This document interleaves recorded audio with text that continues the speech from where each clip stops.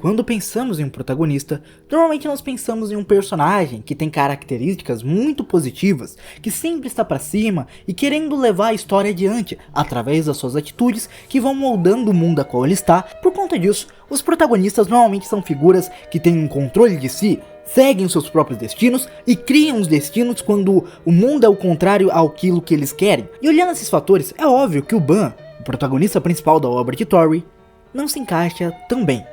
Quando pensamos nisso, percebemos como Siu fez esse personagem de uma forma diferente, colocando ele com características bem únicas, que o fizeram diferente da média dos protagonistas, que na maioria são aqueles que levam a história para frente e não são levados pela narrativa. Mas na história de Tori, nós vemos um personagem que é simplesmente cativo de um destino que parece ser impossível de negar. Por isso, neste vídeo aqui, vamos tentar fazer uma análise da origem desses problemas e como o Siu está trabalhando para desenvolver este personagem. E se, assim como eu, você ficou interessado em entender um pouco mais sobre toda a trajetória do nosso menino Ban, eu vou pedir encarecidamente que se inscreva, deixe o like, compartilhe o vídeo, se possível se torne membro, e se tiver com aquela boa vontade, por favor hype esse vídeo para que mais pessoas acabem chegando até esse conteúdo. Se você já fez tudo isso, então você está apto a continuar o vídeo. Então, sem mais demora e enrolação, bora lá do início. John Viola Grayson, ou 25º Ban,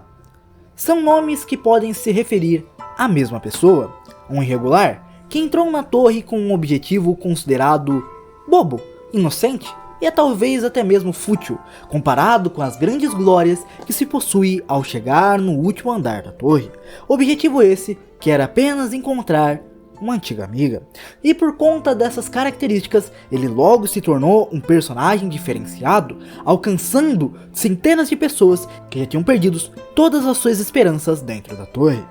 Quando nós analisamos de forma detalhada a trajetória do Ban, percebemos que ele é um personagem muito reativo e não ativo. Muitas das coisas que o Ban faz dentro da história não são atitudes que ele toma porque sim, ele quer, mas sim porque forças acima dele obrigam a que ele tome determinados tipos de ação e de atitudes. E se formos ver, isso é algo que acontece desde a sua primeira aparição. Se formos voltar ao início da obra, especialmente no começo de tudo, a qual o Ban está correndo atrás da Rachel, já vemos um paralelo que vai continuar durante toda a história. O Ban correndo atrás de um objetivo que está acima dele, que ele não consegue alcançar e que por mais que ele tente, parece que está fora do seu controle. E a Rachel representa inicialmente esse objetivo, uma personagem que viveu juntamente com ele, passou por muitas dificuldades e tristezas e que deu a ele toda a noção de mundo que ele possuía, mas que agora o abandona. E sem conseguir viver com esse abandono, ele decide ir em busca dessa personagem tão importante para ele, e isso o leva para dentro da torre. Local esse que pouco a pouco vai destruindo as suas concepções e renovando esse personagem, se transformando em algo muito diferente do que ele era originalmente.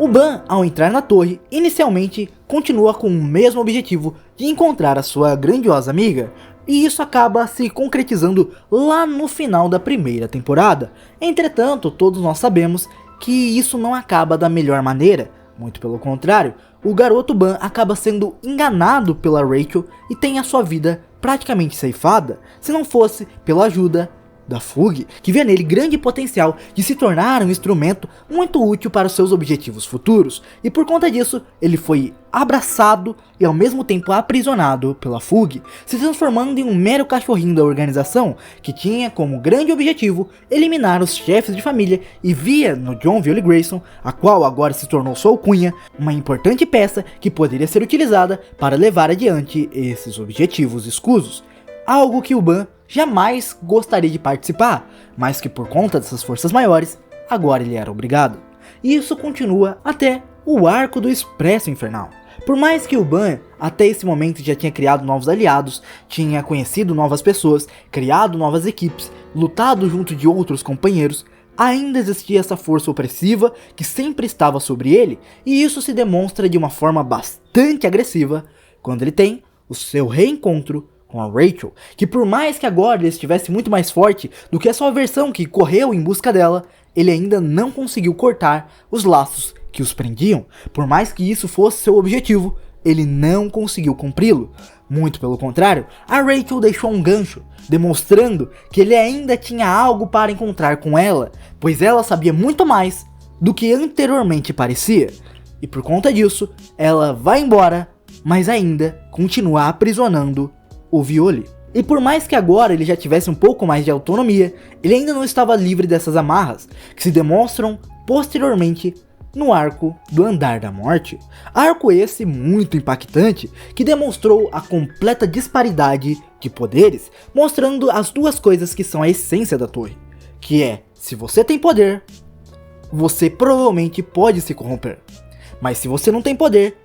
alguém muito mais poderoso vai tentar te corromper. E esse basicamente é a essência deste arco de alguma maneira. Se formos ver, Helljoy é simplesmente alguém que tinha bons objetivos, assim como Ban, que teve um despertar através de um poder excepcional que foi entregue a ele por uma força escusa muito mais antiga e muito mais poderosa, que no caso é o Urek Mazino. E esse poder acabou o corrompendo, e posteriormente a falta de poder o suficiente o fez ser incapaz de derrotar Urek Mazino, que era o grande impedimento que Helljoy tinha para conseguir sair do Andar da Morte.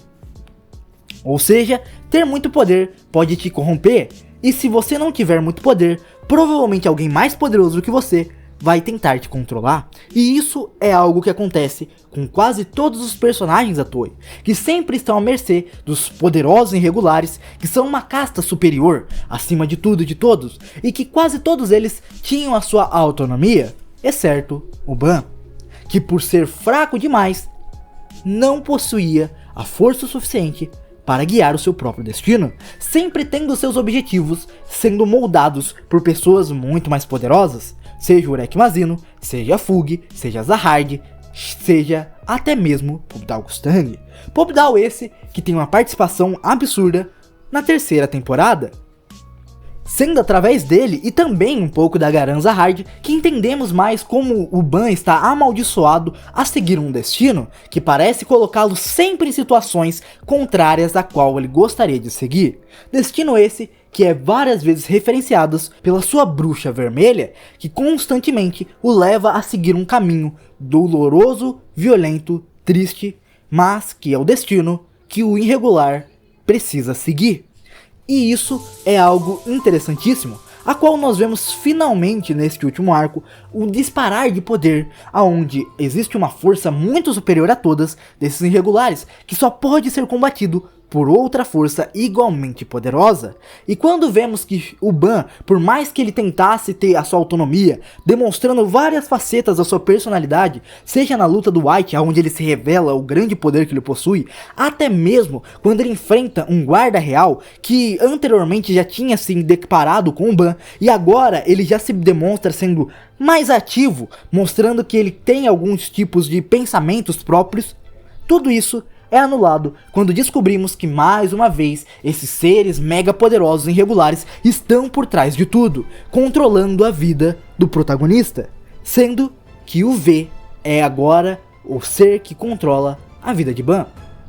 sendo essa criatura que está por trás do protagonista, uma força muito mais poderosa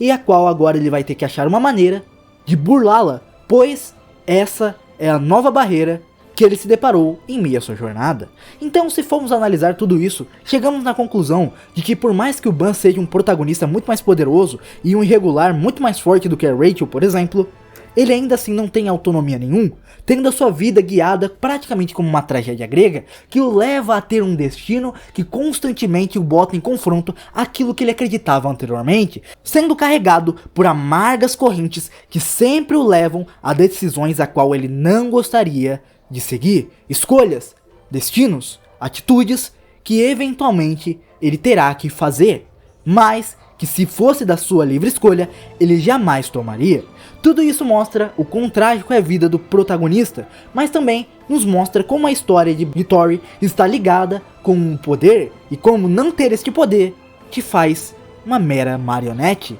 de forças que por mais que você lute, jamais vai vencer. Assim como o pai do Yama, que cedeu aos seus desejos e às suas vontades, por mais que ele não quisesse, o Ban parece estar fadado a um destino semelhante. a ser controlado por forças, seja elas boas ou más, que sempre estão lá, por mais que ele não consiga ver, mas que sempre o estão controlando e provavelmente o controlarão até o fim da sua história. Bom, tudo isso vai depender de para onde o Siu vai direcionar sua história. Se no final teremos o Ban, através do poder do espinho, cortando os laços do destino que lhe foram traçados, ou amargamente seguindo o destino que está amarrado em sua vida, o levando ao desespero e talvez, por que não, à loucura, assim como a Rachel um dia profetizou para este personagem. Bom galera, essa aqui foi a minha análise de toda a trajetória desse personagem tão interessante que é o Ban, que se trata nada mais nada menos do que uma grande marionete dentro das forças que existem na torre, que por sua vez tentam controlá-lo de diferentes formas. E, sem dúvidas, é um demonstrativo de que por mais que o Siu possa errar em muitos momentos na hora de construir seus personagens, ele ainda colocou elementos muito interessantes na composição do seu protagonista. Bom, se assim como eu você achou interessante esse vídeo aqui, vou pedir para que se inscreva, deixe o like, compartilhe, se possível hype e se ainda mais possível você se tornar membro, isso ajudaria demais o canal, pois nós sempre precisamos da sua ajuda para trazer conteúdos com mais qualidade diariamente para você. Bom, esse aqui foi o vídeo, esses foram os recados, eu te vejo no próximo vídeo aqui no canal. Muito obrigado a todos, valeu, até o próximo, tchau, fui!